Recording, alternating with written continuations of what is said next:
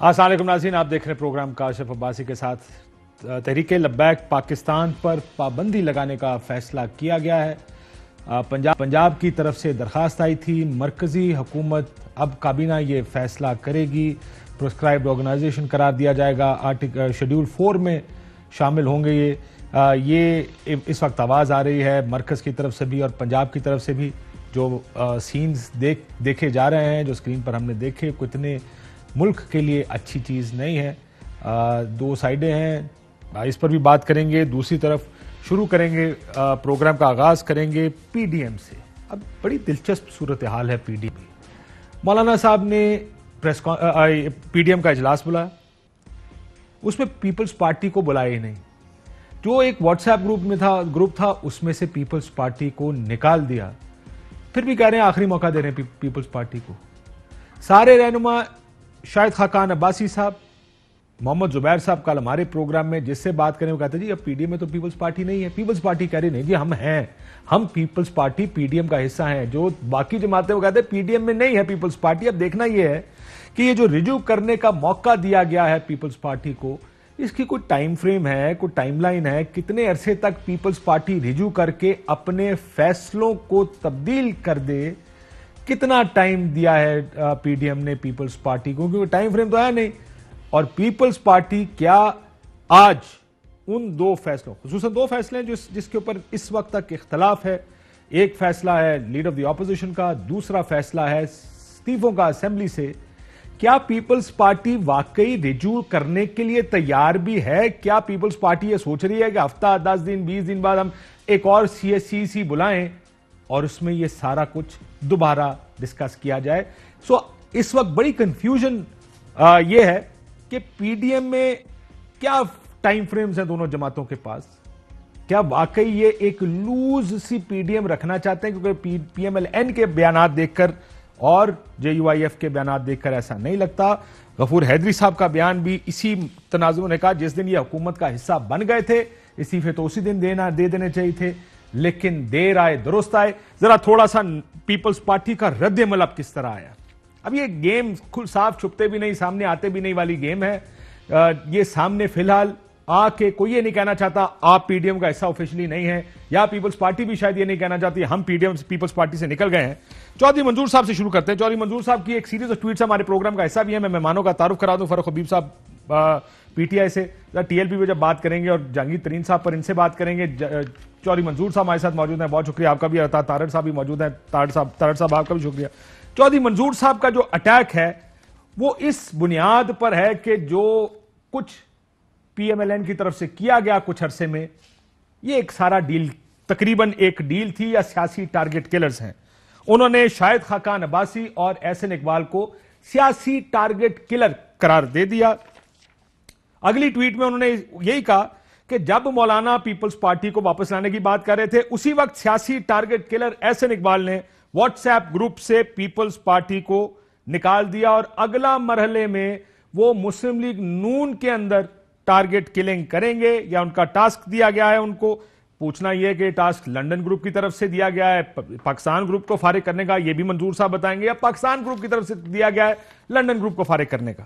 پھر انہوں نے کہا کہ شاہد خاقان عباسی صاحب لنڈن کس کا پیغام لے کر گئے تھے؟ ایک خصوصی پیغام لے کر لنڈن گئے تھے، اور آرمی چیف سے کس ڈیل پر عمل درآمد کرانے کے لیے ملاقات ہوئی تھی زبیر صاحب کی، یہ بھی انہوں نے کہہ دیا۔ یہ سارا کچھ کسی ڈیل، کسی سیاسی لارجر سیاسی گین کی بات کر رہے ہیں۔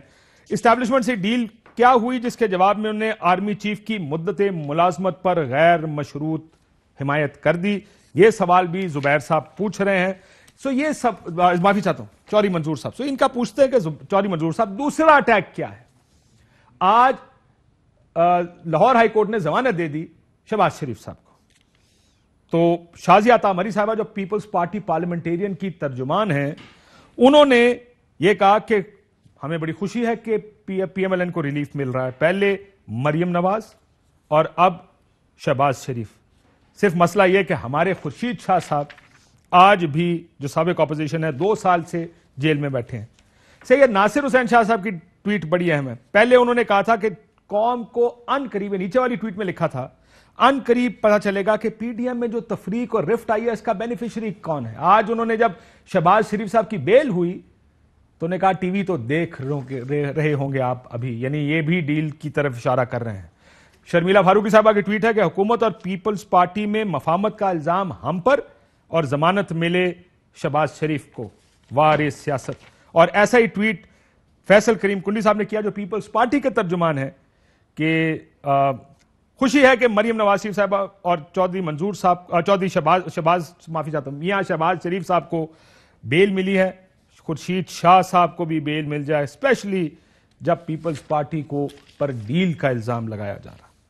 سو یہ دو سٹرینڈز ہیں تنقید کے. چودھری منظور صاحب, شروع آپ سے ہی کروں گا, یہ بتا دیجئے کہ آج پیپلز پارٹی نے کوئی 24 گھنٹے گزر گئے, کوئی رجوع کا فیصلہ کیا ہے, کوئی آپ اپنے فیصلوں پر نظر ثانی کرنے کو تیار ہوئے ہیں پیپلز پارٹی والے, کیونکہ بات کی بنیاد تو وہی ہے, شروع تو وہیں سے ہوگی. پہلے تو کاشف صاحب مجھے مبارکباد دینی ہے, میاں شہباز شریف صاحب کی ضمانت ہوئی ہے پیپلز پارٹی کی ڈیل کے نتیجے میں, تو عطا طارق صاحب کو مبارکباد کہ پیپلز پارٹی نے جو ڈیل کی اس کے نتیجے میں شہباز شریف صاحب کی ضمانت ہو گئی. سر ویسے ضمانت تو اچھی بات ہے, میں معافی چاہتا ہوں کہنا, سن تو لیں, سن لو. میں نے پاکستان کی تاریخ میں شاید پہلی مرتبہ میں پہلی بار ہی دیکھا ہے, ویسے تو کہہ رہے ہیں نہیں چاہیے تھی لیکن قبول ہی نہیں کرنی مبارک. سر کچھ چیزاں قبول کرنے والی نہیں ہوندیاں سر, کچھ چیزاں مجبوراً تانوں لینیاں پہن گی. کول ہی رکھنا نا, یہ تنزیہ مبارک دینی کول ہی رکھا, سانوں لوڈ کوئی نہیں مبارک دی. اچھا میں کہہ رہا سی, ویسے میرے دوئے پراہ وکیل لگے نے, مجھے مبارکباد. اچھا میں سر میری ایک اور چیز ایڈ کر دو, کدی سنیا کہ گرفتاری سے 10 دن پہلے بتا دیجئے گا کہ گرفتار کرنے لگے, کدی ایسا فیصلہ دیکھا تسی؟ دوسری مبارک یہی دینے لگا تھا کہ پاکستان کی عدالتی تاریخ میں واحد آرڈر ہے, اور اس کی بھی میں مبارکباد دیتا ہوں کہ پیپلز پارٹی کی ڈیل کے نتیجے میں یہ آرڈر ملا. یہ کوئی تقریباً 150-200 آرڈر ایسے موجود ہیں فیلڈ کے اندر. بات تو سن لینا, نہیں ایسا نہیں ہے, پروٹیکٹیو بیل, مگر سر آپ کو علم نہیں ہے نا, لیکن یہ 150-200 آرڈر فیلڈ میں موجود ہیں. میں اپنی باری پہ بات بھی کر لوں گا, بٹ واحد آرڈر نہیں ہے نا. گرفتاری سے 10 دن پہلے آپ کو اطلاع دینی ہے, میں نے کبھی نہیں سنا, نہیں یہ بات ایسے نہیں ہے نا آرڈر. میں عدالت میں موجود تھا نا, میں آپ کو فیکٹس بتاؤں گا. سر ویسے میں طارق صاحب کا اس پہ جواب لے لیں گے, لیکن میں نے عموماً دیکھا ہے وہ عدالت پہنچے, عدالت نے بیل ایکسٹینڈ نہیں کی اور ادھر سے گرفتار کر لیا گیا. لیکن میں نہیں مجھے کدی دیکھا کہ پولیس جائے, پہلے جاتی عمرہ جا کے کہے میڈم 10 دن بعد تانوں گرفتار کرنا ہوگا, تیاری کر لینا سر, اسی واپس جا. کاشف صاحب ایسے نہیں ہے, یہ سپریم کورٹ کی ایک ججمنٹ ہے, ایسے ہے نہیں ہے نا جس طرح آپ کہہ رہے ہیں. اچھا نہیں بتا دے کون سی ججمنٹ ہے سر. میں آپ کو عرض کرتا ہوں, سپریم کورٹ نے ایک کیس کے اندر یہ لا لے ڈاؤن کیا کہ اگر ایک ملزم کے اریسٹ وارنٹ نہیں ہے اور اس کو اپریہنشن آف اریسٹ ہے, وہ کورٹ کو اپروچ کرتا ہے. ہم نے کورٹ کو اپروچ کیا, پروسیکیوٹر فیصل بخاری صاحب کو جج صاحبان نے پوچھا کہ جی یہ بیل کے لیے آئے ہیں, کیا آپ کے پاس اریسٹ وارنٹ ہیں؟ انہوں نے کہا جی نہیں ہیں. ہم نے انہیں کہا کہ جی شہباز شریف صاحب کے ساتھ یہ ہو چکا ہے کہ صاف پانی میں بلا کے آشیانہ میں ان کو بٹھا لیا گیا تھا. متعدد اور کیس ہیں, یہ سپریم کورٹ کے آرڈرز ہیں. حمزہ شہباز کے کیس میں بھی 10 دن والا آرڈر کیا تھا. وہ آرڈر یہ نہیں ہوتا کہ 10 دن پہلے جو ہے وہ آپ انہیں گھر جا کے بتائیں گے, وہ یہ ہوتا ہے اگر وارنٹ آف اریسٹ آپ ایشو کریں اس کیس کے اندر جو عدالت کے روبرو ہے, آپ 10 دن پہلے پٹیشنر کو انیبل کریں گے کہ وہ کورٹ آف لا سے رجوع کر سکے, اور یہ پٹیشن آپ کی ریوائیو ہو جاتی ہے جو پری اریسٹ بیل کی ہے. اور وہ اس کی کنڈیشنز ہیں, ہر کیس میں وہ اپلائی نہیں کرتا, اس کی لیگل کنڈیشنز ہیں کہ اگر آپ ان پہ کوالیفائی کرتے ہیں تب جا کے آپ کو یہ ریلیف مل سکتا ہے. نہیں ایکسپلین کرنی پہ جانا پائنو تے لازمی ہے, کوئی رول نہیں ہوتا. اینا تو سے ایکسپلین کر رہے ہو اپریہنشن آف اریسٹ, میں تے ججمنٹ ہے سنی ہے, apprehension of arrest, bell granted, bell denied, investigating, bell given, bell not given. پہلی بار سنا کہ یہ ریوائیو ہو جائے گی اگر تسی کیتا تو چلو. جس کیس میں وارنٹ نہیں ہے, کاشف صاحب ایک منٹ, جس کیس میں وارنٹ ہی نہیں ہے اور آپ کو اپریہنشن ہے کہ میلیفائڈی ہے, آپ کے خلاف یہ وارنٹ جاری کر دیں گے, کہہ رہے ہیں جہانگیر ترین صاحب کو بھی یہ مل جائے گا. نہیں, جہانگیر ترین کو نیب پکڑے نا, نیب ان کو تو ایف آئی اے نے پکڑا ہوا. ایف آئی اے کیا ایجنسی ہے جس کی بیل 2 دن میں مل جاتی ہے, جس کا 14 دن کا ریمانڈ ہے. ہم نے 90 دن کے 4 ریمانڈ کاٹے. ہمارے سے پوچھیں, یہ جہانگیر ترین کی ایف آئی اے کوئی نہیں ہے, یہ سارا ڈھکوسلا ڈرامہ ہو رہا ہے. ٹھیک, یہ کچھ چوری صاحب, چوری منظور کی صاحب, جیل کون سی اچھا جیل ہے؟ ٹھیک ہے سر, ٹھیک, میں اس پہ آؤں گا ذرا, اگلا سیگمنٹ ہم کریں گے اس پہ. چوری صاحب, آپ نے یہ جو ساری ٹویٹیں کی ہیں, آپ تو سیدھی نون پر پچھلے 2-3 سال میں ڈیلوں کا الزام. ایک چیز آپ بھول گئے, جو آپ کی پارٹی کہہ رہی ہے کہ پنجاب کا الیکشن ہوا اس میں آپ نے ارینجمنٹ کی ہے پی ٹی آئی کے ساتھ. میاں صاحب باہر ارینجمنٹ کر کے گئے ہیں, تو آپ یہ 2 چیزیں بھول گئے جو آپ کی پارٹی بار بار گناتی ہے, تو آپ تو سیدھا ڈیل پہ الزام لگا رہے ہیں. مجھے تو آپ مبارکباد لے ہی نہیں رہے نا, مبارکباد لے ہی نہیں رہے, تو میں پھر آگے میں نے تو پوری ایک لسٹ اس کے علاوہ بھی رکھی ہوئی تھی, لیکن وہ نہیں لے رہے مبارکباد. تو میرے چھوٹے بھائی ہیں, میں نے زبردستی تھوڑی مبارکباد دینی. اچھا, پی ڈی ایم پہ دیکھیے شاہد خاقان عباسی صاحب جو ہیں, وہ ایک حکومت میں مہربانی کی کہ گشتی سے نکالا گیا. آپ کو پتا ہے نا؟ جی میں ایک مطلب ایک مراسلہ ہوتا ہے جو بائی سرکولیشن, جو بائی سرکولیشن, اس کا اردو ترجمہ کافی دنوں سے دیکھ رہا تھا, تو وہ مجھے کسی دوست نے, مجھے نہیں سمجھ آ رہا تھا, تو اس نے کہا یہ گشتی مراسلہ, ٹھیک, اس کے ذریعے اسپیشل اجازت دی گئی. لیکن ابھی آپ نے پہلا میرا سوال, آپ ایک ایک کر کے سوال لیں گے سر. چوری صاحب ایک ایک کر کے جواب میں ادھر نا سر آپ رجوع کرنے کا فیصلہ ہے پی ٹی آئی کا, پیپلز پارٹی کا, معافی چاہتا ہوں, یا اب یہ آپ کے فیصلے اٹل ہیں؟ تو میں نے آج کہا ہے کہ مسلم لیگ لندن کی طرف سے جو ٹارگٹ کلرز کو ٹاسک دیا گیا تھا پی ڈی ایم کو توڑنے کا, وہ تو انہوں نے توڑ دی. اب ہم نے اپنی سی سی کے اندر کہا ہے کہ اگر یہ اپنی غلطی تسلیم کریں کہ کوئی شو کاز نوٹس آج تک پاکستان کی تاریخ کے کسی اتحاد کے اندر سر ہوتے پرانی گل ہو گئی نا سر, اس کا بھی جواب دیتا ہے. پہلا سوال مولانا صاحب سے پوچھا گیا, انہوں نے کہا سوال کا قد کاٹ ہی کوئی نہیں, میں کیا جواب دوں اس کا. سنائیں یار ایک سیکنڈ, میں تاڈے ہاستے صرف مردا تسی لوگ ٹی وی نہیں ویکھتے پورا, ایسا سن لو تاڈے ہاستے اسپیشل. چوری منظور صاحب, مولانا صاحب کا جواب شو کاز نوٹس پہ ذرا. پارٹی نے یہ مجبور کیا ہے کہ پی ڈی ایم کی جانب سے معافی مانگی جائے گی, پھر آگے بات چلے گی. صاحب نے یہ کہا ہے یہ شو کاز نوٹس مانگے گا, تو کیا اب معافی مانگے گی یا پھر یہ سوال اس قد کاٹ کا نہیں ہے, یہ بیان بھی اس قد کاٹ کا نہیں ہے جس پر میں تبصرہ کروں, اور انہی چیزوں سے ہم ان کو روک رہے ہیں کہ میچورٹی. قد کاٹ مطلب ایسی اوقات نہیں ہے کہ میں جواب دوں گا چوری صاحب. نہیں دیکھیں, میں آپ کو ایک گزارش کروں, مولانا صاحب کا کل مولانا صاحب نے بھی ایک ایسا لفظ بولا جس پہ ہمیں سب کو اعتراض ہے. ہمارے پاس تو بہت ساری ایویڈنس ہے کہ کس طرح سے دونوں جماعتوں نے پہلے طے کیا, بہت ساری چیزیں طے کر کے ایجنڈا لے کر آ جاتی تھی پی ڈی ایم کے اندر, لیکن ہم نے سارا برداشت کیا. پی ڈی ایم تو ہم نے پیچھے پھر کے بنائی ہے. جب لوگوں کے ٹویٹر خاموش تھے, جب لوگوں کے فون بند تھے, زبانیں گونگ تھی, تو ہم لوگوں کے پیچھے پھر رہے تھے. اور ہمارا تو اس وقت کوئی بچہ بھی باہر نہیں ہے, جو ہم نے تو یہاں ہی جینا مرنا ہے, اسٹرگل یہاں ہی کرنی. ہم یہ کہتے ہیں کہ اتحاد رضا کرانا ہوتا ہے, اس کو کسی سر اب نہیں ہوتا رضا کرانا, اب آپ نے فیصلہ کرنا ہے کہ آپ اتحاد میں ہیں یا نہیں ہیں. مجھے یہ نہ سمجھ نہیں آ رہا, وہ تکے دے رہے ہیں تانوں, تکے دے کے تکے, اور سر پروٹیسٹ ہرڈ اینڈ ڈینائیڈ. بات سن لے نا, ہم نے انڈر پروٹیسٹ اپنے استعفے بھیج دیے ان کو, مولانا صاحب قبول کر لیں تو ہم فارغ. رہی بات یہ کہ ہم نے میٹنگ ہم نے بلائی تھی, مولانا صاحب قبول کر لیں کہ جو لوگ میٹنگ بلاتے ہیں وہ سربراہ بھی وہی ہوتے ہیں. قبول تو ہو گیا. سو آپ یہ کہہ رہے ہیں, پہلی چیز ایک ایک کر کے چلتے, اگر انہوں نے استعفے منظور کر دیں گے, ہم نے وہ بھی چھوڑا, اگر استعفے منظور ہو گئے تو آپ پی ڈی ایم سے فارغ ہیں, ایک چیز. دوسرا پیپلز پارٹی ہم نے تو دے دیے منظور, ٹھیک ہو گیا, فارغ کا کیا ایشو, ہم نے تو دے دیے. دوسرا سر رجوع کرنے کا بھی سوال ہی پیدا نہیں ہوتا پیپلز پارٹی کا, آپ نے بالکل. سو یہ بہت بڑی خبر جناب چوری منظور صاحب دے رہے ہیں کہ بالکل بھی نہیں اس چیز کا سوال کہ پیپلز پارٹی دوبارہ نظر ثانی کرے اپنے فیصلوں پر. یہ چوری صاحب میں آپ کی طرف سے ٹھیک بات کر رہا ہوں؟ بالکل ٹھیک ہے. تو پھر نہ ہی ہوگی نا تاڑے والوں.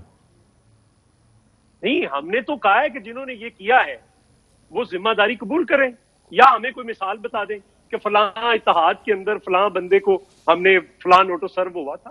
کمال ہے, ہم کوئی ایئر بلو کے ملازم ہے کہ ہمیں نوٹس, شو کاز نوٹس دے رہے ہیں. یہ کیسی بات ہے؟ طاہر صاحب वैसे ही तौहीन कर दिया ना, एक्सेप्ट हो ही गए ना। तारक साहब, मैं अब आपको दूसरी शर्त ले आता किसी भी हूं। सियासी आपको जमात मैंने की तब्दील है। दो चीजें कही, एक तो सियासी टारगेट किलर्स वाला बयान जो चौधरी साहब ने दिया वो तो उन्होंने एक्सप्लेन कर दिया अपना। दूसरा, पूरी पीपल्स पार्टी शहबाज साहब की जमानत को डील करार दे रही है बराह रास्त से बिलवास्ता तौर पर, डायरेक्टली एंड इनडायरेक्टली। बहुत शुक्रिया काशिफ साहब। बात यह है कि जब ये इलेक्शन हुआ स्पीकर का, हमने खुर्शीद शाह को वोट दिए, हमने उस पर माफी का मुतालबा नहीं किया, ना कोई ब्लैक मेलिंग की, हमने दिल खोल के वोट दिए। यूसुफ रजा गिलानी की शहबाज बात- शरीफ और अच्छा, वजीर आजम के लिए अच्छा, स्पीकर, मेरी यार सुन स्पीकर, लें। स्पीकर, ठीक। शहबाज शरीफ और वजीर आजम के लिए इलेक्शन हुआ इमरान खान साहब का, इन्होंने शहबाज शरीफ को वोट नहीं दिए, कोई बात नहीं। इन्होंने बाप के साथ मिलकर हमारी बलूचिस्तान में हुकूमत गिराई, कोई बात नहीं। इन्होंने रजा रबानी की जगह संजरानी को, जो बाप पार्टी से ताल्लुक रखते हैं, गालिबन चेयरमैन सेनेट बनाया, अपना डिप्टी चेयरमैन मांदी वाला लेके आए, कोई बात नहीं। इन्होंने किया इनकी मर्जी।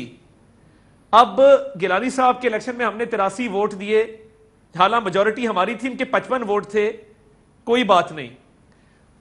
और चौधरी मंजूर साहब रायवेंड मौजूद थे, and correct me if I am wrong, मुझे मेरी तस्दीक जरूर कीजिएगा, कायरा साहब भी मौजूद थे पीडीएम के ब्रंच पे, जब इनको खबर दी गई कि गिलानी साहब, शहरी रहमान साहिबा और बाकी लोग, संजरानी जिसको वो चेयरमैन तस्लीम नहीं करते, जिसके खिलाफ कोर्ट गए हुए हैं, उसको दरखास्त दे दी लीडर ऑफ अपोजिशन की।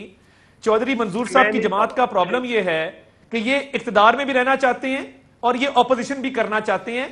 एक टिकट में दो मजे तो नहीं हो सकते ना। या तो आप कबूल कर लें आप इत्तेहादी हैं, या आप कबूल कर लें कि जी आप हुकूमत को जो है वो मजबूत करना चाहते हैं। फबिया 100 बिस्मिल्लाह, आपको हम सर माथे पे रखेंगे। मगर ये कोई बात नहीं है कि आप परवेज इलाही जिसको नॉमिनेट करें बेनजीर भुट्टो साहिबा की कत्ल की एफआईआर में, उस पर इतराज ना करें, उसके साथ हमें शय दें कि हम हुकूमत बनाएं, और आजम तारड़ पे इतराज करें जो कि एक पुलिस अफसर का वकील है, और हमें बच्चे बाहर भेजने के ताने ना दें। हमने पिछले 2.5 साल बड़ी मुश्किलें भुगती हैं। मैंने इसी मॉडल टाउन में एक हंसता बसता घर उजड़ते हुए देखा हुआ है, मैंने उसके कमरे खाली होते हुए देखे हैं, मैंने देखा है कि बाप बेटा जेल में हो और वो 2 साल की बच्ची बिन बाप के कैसे पली है। हमें आज सबक ना सिखाएं, आपकी बड़ी कुर्बानियां हैं, आपको सलूट है, सलाम है, मगर हमारी इस 2.5 साल की स्ट्रगल को खूह खाते ना डालें, आपकी मेहरबानी है।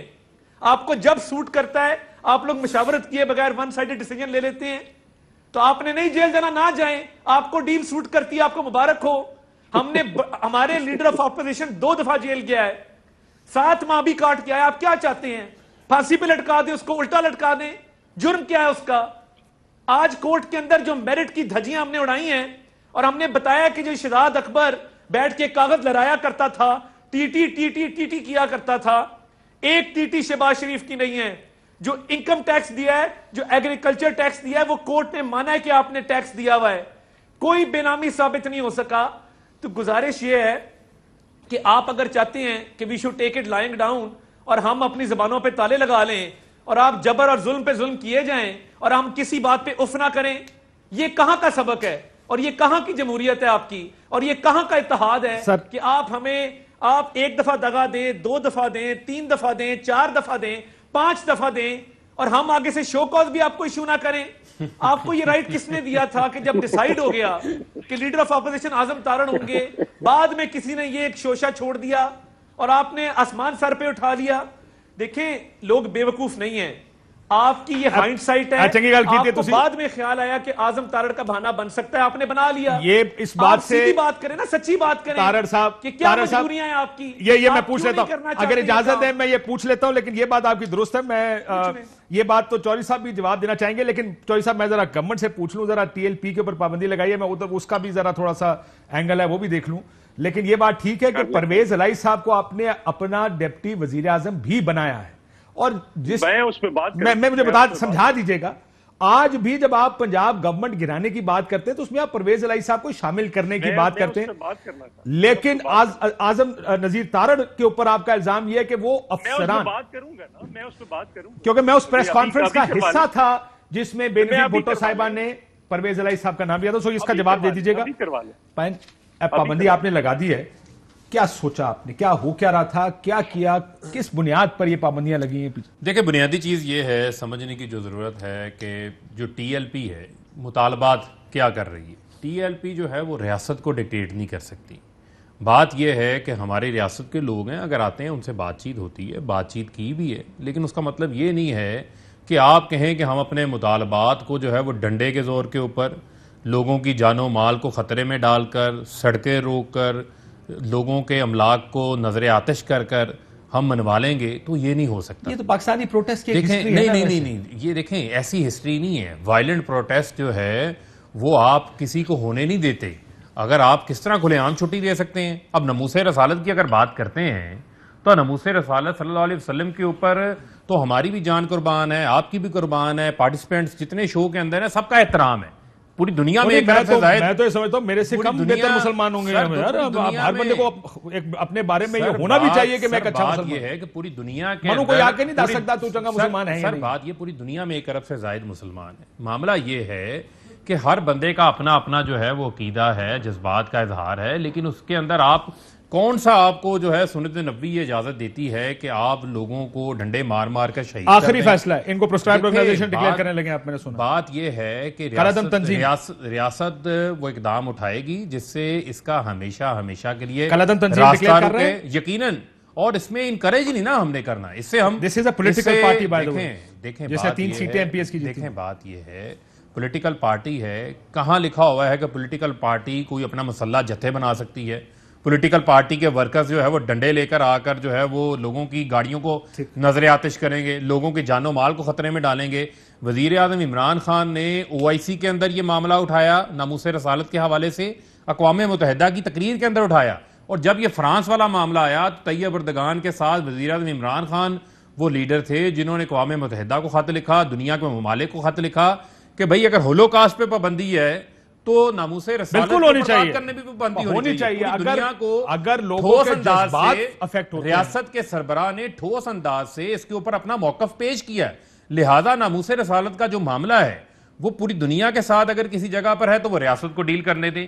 اگر کسی سفیر کو نکالنے کا معاملہ ہے تو اس کا فیصلہ بھی پارلیمنٹ نے کرنا ہے، پارلیمنٹ میں کولیکٹیو وزڈم موجود ہے، وہاں پر موجود جماعتوں نے کرنا ہے، لہذا کوئی ایک شخص کل کو اٹھے وہ کہے 100 لوگوں کا میرا جتھا ہے، کلاشن کوفے ہیں، ڈنڈے ہیں، تو میں ڈکٹیٹ کرنے بیٹھ جاؤں گا، ایسا نہیں ہونے دیں گے۔ حکومت کوئی بھی ہو لیکن ریاست کی رٹ کا معاملہ ہے وہ قائم ہوگی، کسی کو یہ اجازت نہیں دیں گے اور کارروائی ہوگی اس پہ۔ ٹھیک، چوہدری صاحب 10-20 سیکنڈ میں اس کا جواب دے سکتے ہیں یا آپ کو زیادہ لمبا ٹائم چاہیے اس کے لیے؟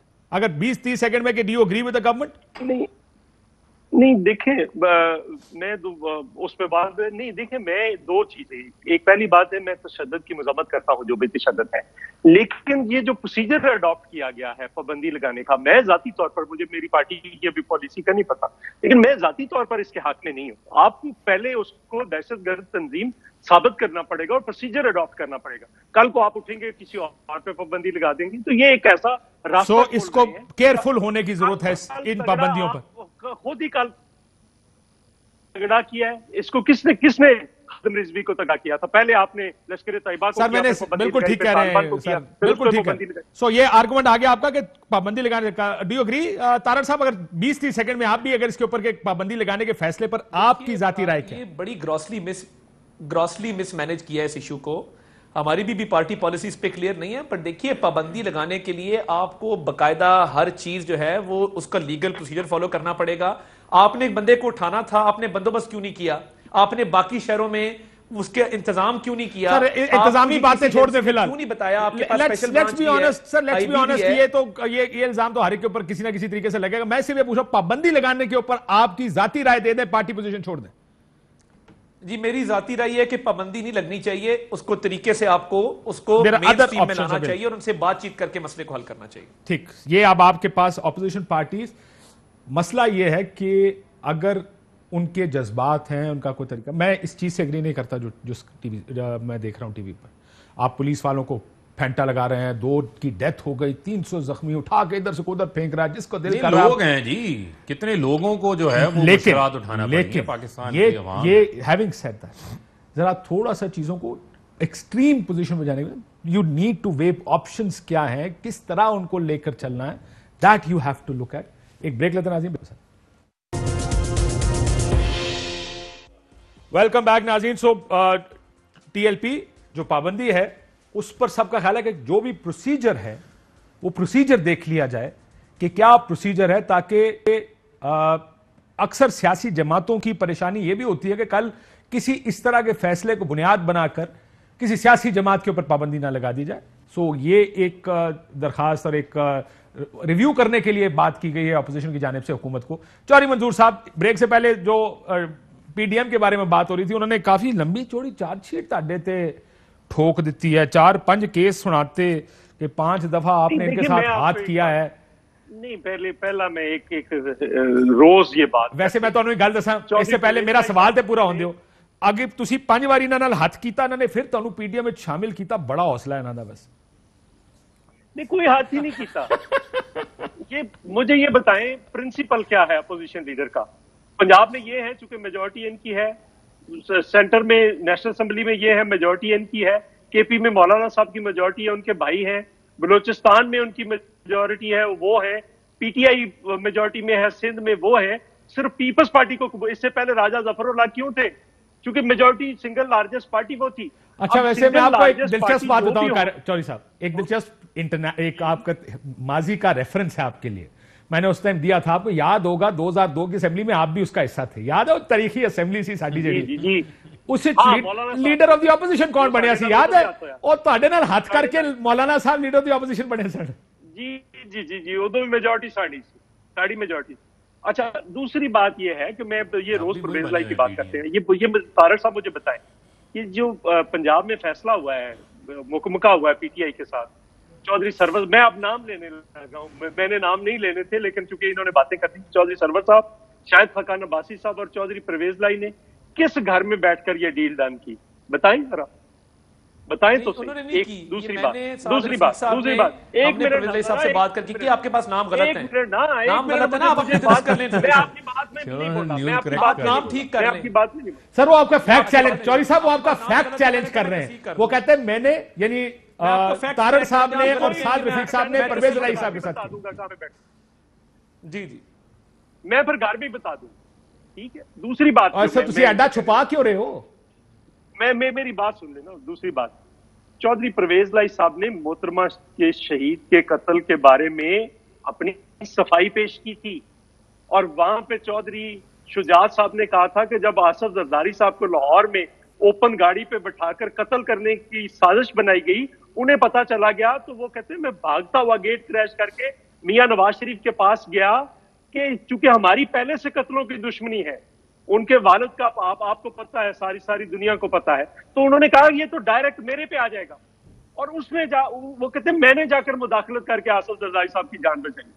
आप क्या तारीखी वाकयात, मैं नहीं जानना चाहता। दूसरी बात यह है कि देखें, इस वक्त हमने किसी से हमारा कोई इश्यू ही नहीं है।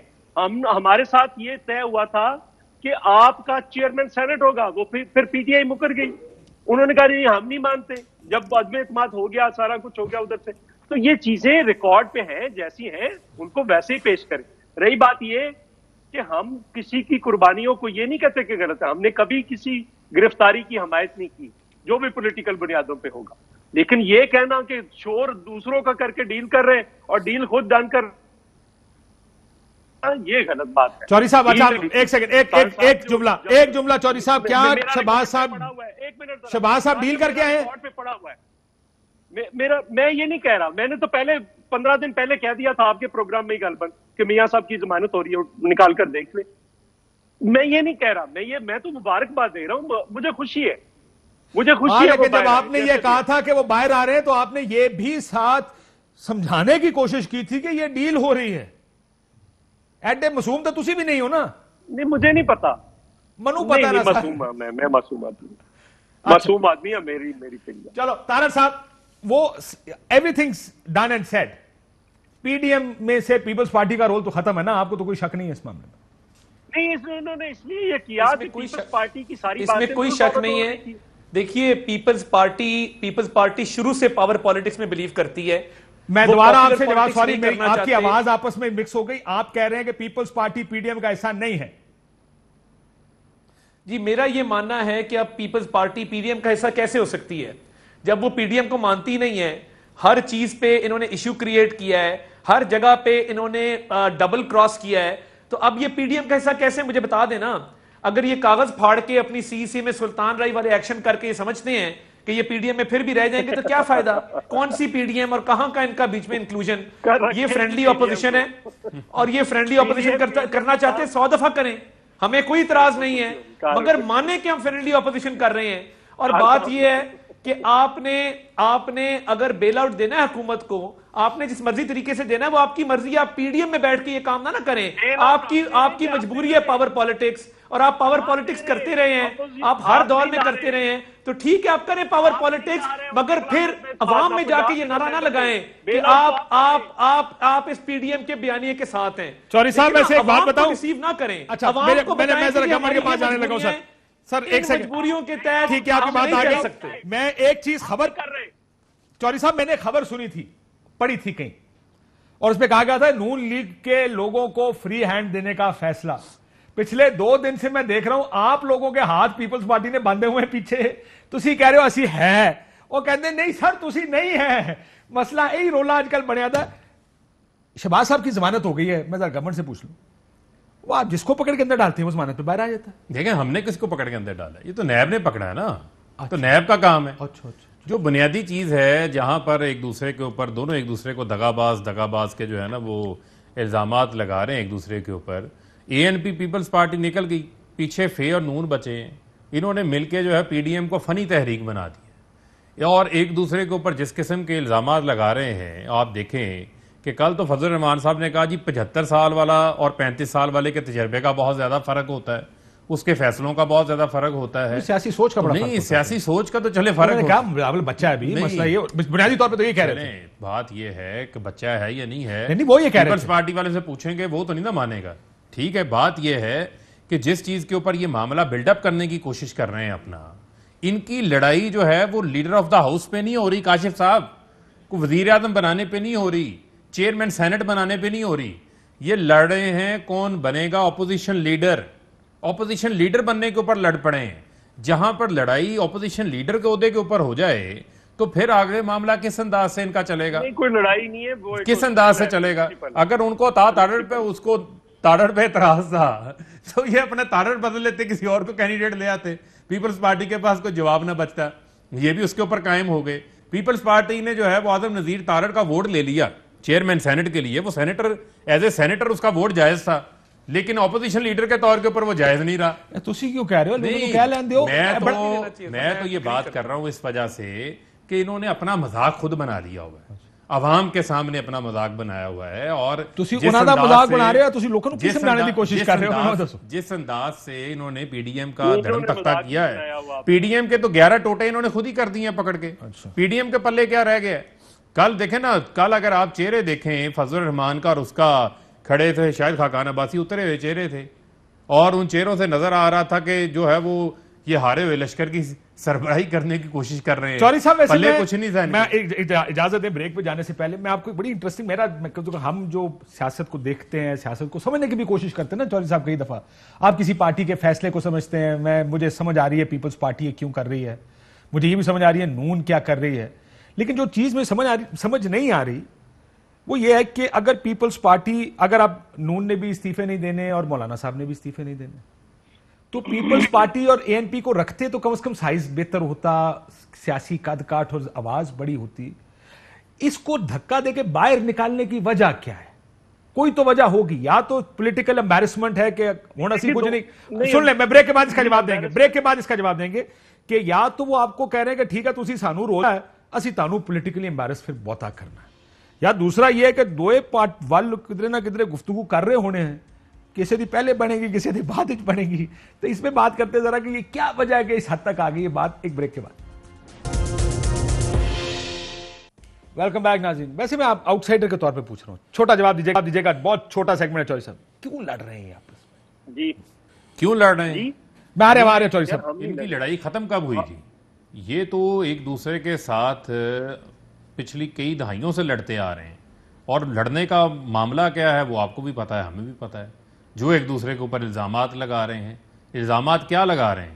حکومت کو سلیکٹڈ کہنے والے آج ایک دوسرے کو سلیکٹڈ کہہ رہے ہیں، کیوں؟ اور اس کے لیے بڑی بڑی دلیلیں پیش کر رہے ہیں۔ تاریخ آپ تاریخ کی وجہ سے یہ دونوں ایک دوسرے کے ساتھ نہیں بیٹھ سکتے، تاریخ بھی ہے، اور اب ایک دوسرے کے اوپر جو الزامات لگا رہے ہیں کیا جب پی ڈی ایم بنائی تھی کیا وہ الزامات اس وقت موجود نہیں تھے؟ فیلڈ میں تھے لیکن کیا اس وقت وہ دھل گئے تھے؟ اب مسئلہ یہ ہے کہ پی ایم ایل این نے اتنا زیادہ اس کے اندر کھویا ہے اس سارے معاملے کے اندر، اب وہ بھاگتے چور کی کہتے ہیں لنگوٹی صحیح، اتنے الزامات لگا دو پیپلز پارٹی پہ، اتنے الزامات لگا دو کہ ان کے پلے بھی کچھ نہ رہے۔ چوہدری صاحب کوئک جواب 30-40 سیکنڈ میں اگر بتا سکیں کہ مجھے سمجھائیں کہ کیوں اتنا اختلاف؟ نہیں دیکھیں نا، ہم نے تو ہم نے بہت سیکریفائس کیا، جب نہیں کوئی بول رہا تھا ہم سب بولے اور سب اکٹھا کیا، پی ڈی ایم کو ہم نے بنایا، ہماری بلائی ہوئی اے پی سی میں بنا، انہوں نے کہا صدر مولانا کو بنا دیں، جنرل سیکرٹری ان کو دے دیں، ہم صبر کر گئے۔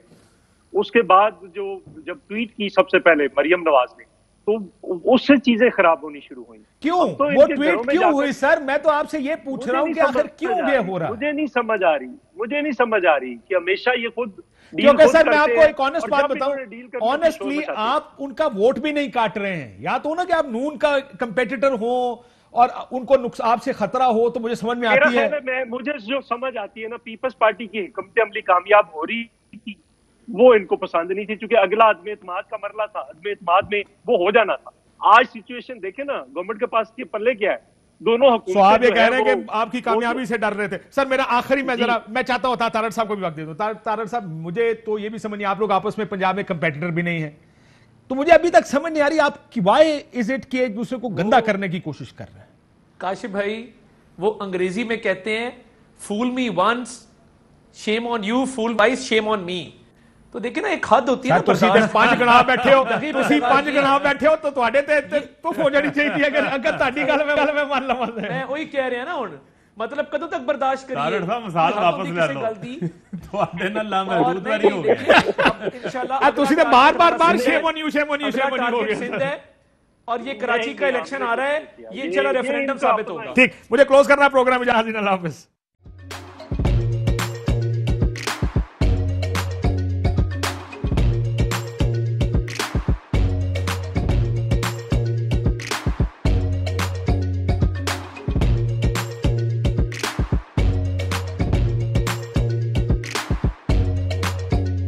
Instead of saving up for a new toy or a trip to Disney World, a 70-year-old بدلاً من توفير لعبة جديدة 来自阿拉巴马州的一名7岁女孩没有花 एक नए खिलौने या डिज्नी वर्ल्ड की यात्रा के लिए बचत करने के बजाय Alabama Anstatt für ein neues Spielzeug oder eine Reise nach Disney World zu sparen, hat Anstatt für un neus Spielzeug oder eine Reise nach Disney World zu sparen